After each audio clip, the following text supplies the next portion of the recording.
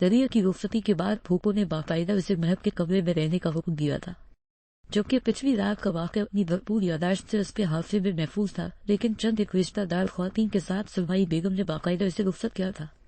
مہب اور پھوپھو کے درمیان ایک طویل بحث ہوئی تھی، مگر ان کا کہنا تھا کہ وہ اپنی زندگی میں ہی اسے اور وشما کو ساتھ دیکھنا چاہتی ہے۔ کمرے میں داخل ہوتے اس کی پہلی نگاہ اپنے بیڈ پر پڑی تھی، لیکن وہ اسے کہیں نظر نہیں آئی۔ ایک بار پھر اس کا غصہ لوٹ آیا تھا، ایک بار پھر وہ اس کی ذات کو ٹھکرا گئی کھٹکے کی آواز پر۔ اس نے سامنے دیکھا جہاں وہ نائٹ گاؤن پہنے واش روم سے نکل رہی تھی۔ نائب نے ایک ٹھنڈی سانس بھری تھی اور فریش ہونے چلا گیا۔ وشما نے ایک چور نگاہ اس پر ڈالی تھی اور بیڈ کی سائڈ پر لیٹ گئی۔ تم پر مائسس کرنا اچھی بات ہے، مگر اتنی بھی نہیں کہ انسان اپنی صرف رسپٹ ہی بھول جائے۔ نائب نے اس کے بیڈ پر لیٹے وجود پر چوٹ کی تھی۔ وہ ایک جھٹکے سے کھڑی ہوئی۔ آپ کیا سمجھ رہے ہیں مسٹر محب کہ میں اپنی خوشی سے یہاں ہوں؟ اس کی شہد رنگ آنکھیں درد سے تربتر ہو گئی تھی، نہ چاہتے ہوئے بھی اس کی آواز بھرا گئی تھی۔ جی مسز وشما محب میں یہی سمجھ رہا ہوں، کیونکہ جتنا میں وشما میڈم کو جانتا ہوں، ان کی مرضی کے بغیر کوئی پتہ نہیں توڑ سکتا آیا کہ پوری زندگی کا فیصلہ نہ طنز کرتے ہوئے محب نے اسے بازو سے پکڑ کے اپنے قریب کیا تھا۔ وہ اس اچانک عمل کے لیے بالکل تیار نہیں تھی، لہذا توازن رکھے بغیر وہ اس کے بے حد قریب آ گئی تھی، اتنی کہ محب اس کی تیز دھڑکن کی آواز سن سکتا تھا۔ یہ پہلا موقع تھا جب 5 سال اس پاکیزہ بندر میں بندے ہونے کے باوجود قربت کے یہ لمحات کبھی نہیں آئے تھے۔ محب تو شاید اپنی حرکت پر خود ہی ہوش بنوا رہا تھا۔ وہ اس کی گرفت میں قسم سائی تھی۔ محب کو ایک بار پھر اپنی ذات کی نفی کے احساس نے گھیرا تھا۔ اس کی گرفت وشما پر ڈھیری ہونے کے بجائے اور زیادہ مضبوط ہوئی تھی۔ وشما کے لیے اس کے بدلتے انداز بدکل رہے تھے، اس کے ارد گرد خطرے کے الارم بجے تھے۔ کیا کر رہے ہو محب؟ چھوڑو مجھے۔ اس نے اپنے لہجے کو سخت بنایا تھا، مگر محب پر تو جیسے اثر ہی نہیں تھا۔ چھوڑ ہی تو نہیں سکتا، میری جان بستی ہے۔ تم نے گمبھیر لہجہ سے اپنے حساب میں لے رہا تھا۔ جانتی ہو وش، تم میری ایک بیجا ضد تھی۔ تمہارے بابا کو جھکانے کے لیے میں نے ان کے سامنے شرط رکھی تھی۔ مجھے لگا وہ انکار کر دے گے اور میں جیت جاؤں گا۔ انہوں نے مجھے ہرا دیا اور پھر میں ہار کے بھی جیت گیا وش، مگر آج میں ہار گیا ہوں تمہارے سامنے وش۔ آج سے نہیں چاہیے اس وقت سے جب تم مجھے اگنور کر کے فیملی میں موجود اور کزنس کو اپنی ٹیم میں شامل کرنے لگی، یا شاید اس وقت جب تم نے مجھ پر الزام لگایا کہ میں نے جان بوجھ کے غرض سے تمہارا ہاتھ چھوڑا تھا، پر نہیں شاید اس وقت جب بڑی محفل میں تم نے مجھے ان بیلنس کر کے ہمیشہ کے لیے بیلنس کر دیا، اس وقت سے جب میرے لائے فلاورز تم نے ڈسٹ بن کی نظر کر دیے۔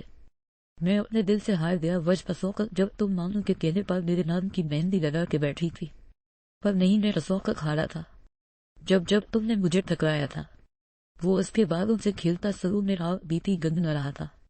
وشما کو اس کا یہ رویہ ڈرا رہا تھا، اسے سمجھ نہیں آ رہا تھا وہ ماضی کیوں خرید رہا ہے۔ وہ سہمی ہوئی کرنے لگ رہی تھی، پر آج نہیں وشما، آج میں نہیں ہاروں گا۔ آج کا دن میری جیت کا دن ہے۔ نرمی سے بالوں کے ساتھ کھیلتے ہاتھ نے اس کے بال مٹھی میں دبوچے تھے کی آواز وشما کے لبن سے نکلی تھی اور آنکھوں میں بے اختیار پانی جمع ہوا تھا۔ چھوڑو جنگلی انسان، وشما نے اس کا ہاتھ اپنے بالوں سے کھینچا تھا۔ کتنی بار بتاؤں کہ چھوڑنے کا سوال ہی پیدا نہیں ہوتا میری جان۔ بالوں پر مزید گرفت سخت کرتے اس نے چبا چبا کے ایک لفظ ادا کیا تھا۔ کیا چاہتے ہو تم؟ کیوں اتنا سائی کو ہو رہے؟ کیوں اپنی ہار برداشت نہیں ہو رہی؟ ایک عورت سے آئے دیر اب اپنے نفس کے آگے ہار رہے ہو، مگر میں کبھی خود کو تمہارے بھوس کا نشانہ نہیں بننے دوں گی۔ وہ کی شیرنی بن کے گائے کی جو کچھ دیر پہلے ڈری سہنی ہوئی علی۔ تم کیا سمجھتے ہو تم زبردستی میرا جسم حاصل کر لو گے؟ میرا غلطی وی ڈرامن کا جنہوں نے ڈائیلاگ بولنا تو سکھا دیے، مگر جگہ اور وقت نہیں وشما کی زبان کے آگے تو کھائی تھی ہی نہیں بغیر انجام کے وہ شروع تھی۔ اس سوچ سے بالا کر کے جس کے سامنے وہ اس کی گیت کا وہی وہ اس کا مجازی خدا تھا، جس پیر خدا کے بعد سجدہ تک کی بات گئی اور محب کو اس کے الفاظوں نے زہریلے نابوں کی طرح ڈنسا تھا۔ وہ ایک دم پیچھے ہوا تھا۔ اس نے ایک دک بھری نگاہ وشما پر ڈالی جس نے وشما کو پانی پانی کر دیا تھا۔ اب احساس ہو رہا تھا کہ جذبات دکھاتے دکھاتے وہ کچھ زیادہ ہی وہ ایکٹنگ کر رہی تھی۔ نائب چپ چاپ روم سے نکل گیا تھا اور گھر سے بھی ایک بار پھر ناامید لٹایا گیا تھا۔ شاہ کے اتنے لیکچرز کے باوجود بھی اس کے اندر چاہے جانے کی خواہش تھی۔ ایک فوجی کی زندگی نارمل لوگوں جیسی نہیں، اس کے باوجود اس کی گھر بنانے کی چاہ تھی، مگر وہ بار بار آزمایا جا رہا تھا اور بارگاہ خداوندی میں وہی شخص ہی مقبول ہے جو آزمایا جائے۔ جانے کیوں ایک خیال سا آیا تھا، ہم نہ ہونے تو کیا کمی ہوگی؟ پیار ان انجان پیغامن سے ڈر سی گتی اس نے جب اپنی بیسٹ فرینڈ سے ذکر کیا تو اس نے کسی کی شرارت ہے کہہ کے ٹال دیا، مگر اب تو روز وہ کے اس پہ روم میں ہوتے کھلی کھڑکی اس بات کا اشارہ دیتی کہ کوئی اس پہ روم میں آتا ہے۔ وہ نیند کی شیدائی چاہ کے بھی جاگ نہیں سکتی تھی، اسی وہ کچن میں کافی بنانے چلی گئی تھی تاکہ وہ جاگ سکے۔ 15 منٹ بعد کمرے میں قدم رکھا، وہی مخصوص خوشبو اس کی ہارٹ بیٹ تیز ہوئی تھی۔ اس نے آگے بڑھ کے کھڑکی کی طرف سے باہر دیکھا، مگر باہر ہمیشہ وعدہ سناٹا اس کا منتظر تھا۔ آج کوئی واقع نہیں تھا، مگر روم میں کچھ بھی قابل گرفت نہ تھا۔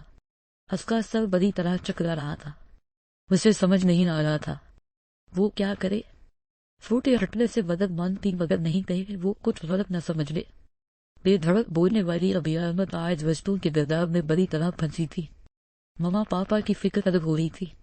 ایک آنسو نمودار ہوا اور کہیں کھو گیا شہید سیبیا کی طرح اپنی کمزوری کا احساس تھا۔ میں ہر چیز اگنور کر دوں گی، مگر اپنے کمرے میں رسپی احمد وہ کیسے اگنور کر سکتی تھی؟ وہ بے شک آج تک کوئی لمٹ کراس نہیں ہوئی تھی، مگر ایک ڈر نے اسے اپنے حساب میں لیا تھا، وہ رون چینج کر لے گی۔ ایک بزدلانہ سوچ نے اسے تسلی دی تھی، یا شاید ایک خوش فہمی نے۔ دگیز شورائن پر احمد پر کڑی نگاہ رکھی جا رہی تھی۔ ملک کی وجہ سے وہ غیر اصفائی کی نظر میں تھا، جبکہ وہ بھی اس بات سے آگاہ تھا کہ کوئی اسے فالو کرتا ہے، مگر کو ایک بے ہنو اور تھکا دینے والی روٹین کے بعد آج اسے بیا کی طرف آنے کا موقع ملا تھا۔ چھٹی کا دن تھا، اصلی یہ سب گھر پر ہی تھے۔ سامنے ہی دادی اماں پیر ڈالنے کے بعد اس پہ ہلکے کرلی ہیرس کا گھونسلہ بنائے بیٹھی تھی، اور ساتھ میں بالوں پر توجہ نہ دینے اس کی سستی کہانی اور اب یہ گھر جا کے ناک کٹوانے پر لمبا لیکچر جائے تھا۔ دادی اماں آپ تو ہمیشہ سے ہی تبلا گھر کرتی تھی، تبھی آپ نے اسی اگلے گھر میں مجھے لا پھینکا ہے۔ بیا نے خفتی بھری آواز میں بلا کیا تھا؟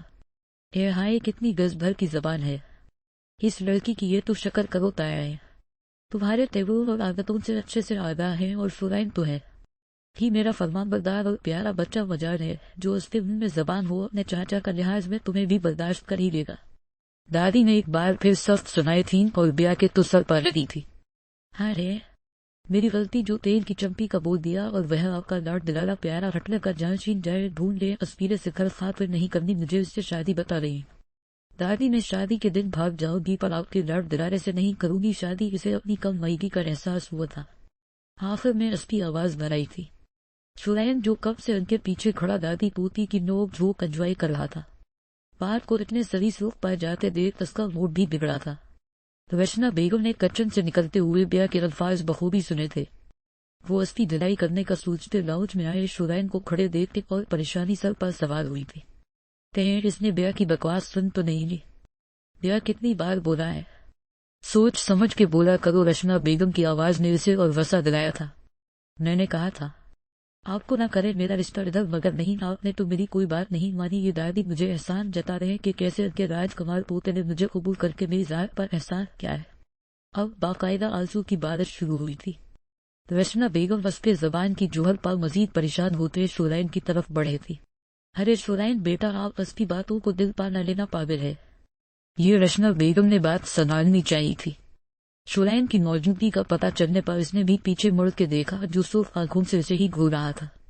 خوف سے ایک سنسنی سی لہر بیا کے جسم میں دوڑی تھی، مگر وہ زمین پر پاؤں پٹکتی روم کی طرف واک آؤٹ کرنے لگی، دوسرے ہی لمحے جھٹکے سے رکھی تھی، کیونکہ شورائن نے سختی سے اس کا بازو کھنچ کے اسے واپس اس کی جگہ لایا تھا۔ سب کے سامنے اس طرح کی حرکت بیا کو پانی پانی کر رہی تھی۔ اس نے زبان کھولنی چاہی، مگر شورائن کے الفاظ نے اس پر بجلی گرائی تھی۔ بیٹی کی رخصتی مبارک ہو چچی جان۔ جہاں اس نے حیرت سے اسے دیکھا، وہی دادی اور چچی جان کے ہاتھ پاؤں بھی رسپی پار تھے۔ یہ کیا کہہ رہے بیٹا، ایسے کیسے؟ رشنا بیگم نے کمزور سے لہجے میں احتجاج کیا، کیونکہ اپنی بیٹی کے الفاظ انہیں بھی ہلا رہے تھے۔ وہ تو پھر شوہر تھا، اور کوئی بھی غیرت مند مرد اپنے بیوی کی زبان سے نکلے ایسے لفظ قبول نہیں کر سکتا تھا۔ بیا نے رسے سے اس کی گرفت سے نکلنا چاہا تھا، مگر اس کے ہاتھ تو گویا لوہے کی مان مضبوطی سے اس کے بازو میں جڑے تھے۔ آپ کی بیٹی کی عقل ٹھکانے لگانے کے لیے یہ قدم جائز ہے چچی جان، اس سے پہلے کہ آپ لوگ مزید کسی بڑے سانے سے گزرے، دادا جان سے میں خود بات کر لوں گا۔ یہ کہہ کے وہ اسے کھینچتے ہوئے باہر لایا تھا۔ لاؤنج میں کھڑی گاڑی نے اسے زبردستی پھینکا اور داڑھی نکالی۔ گاڑی کی آواز پر دادی اور رشنا بیگم کو ہوش آیا تھا۔ ان کو لگ رہا تھا کچھ دیر تک جب اس کا غصہ ٹھنڈا ہوگا وہ اسے واپس لے آئے گی، مگر گھر تو سامنے تھا۔ پھر وہ اسے کہاں لے گیا، ان کا دل دھڑک رہا تھا۔ ٹھیک ہے وہ اس کے نکاح میں تھی، مگر باقاعدہ رخصت تو نہ ہوئی تھی۔ وہ سسر اور شوہر کو کیا منہ دکھاتے ایک بے چینی نے انہیں را گھیرا تھا۔ وہی بیا کو زبردستی گھسیٹ کے ڈالتے ہوئے کسی نے اسے بہت نفرت سے دیکھا تھا۔ افکار انجام تم بھگتو گے، ایک نفرت کی لہر پورے جسم میں خون بن کے دوڑی تھی۔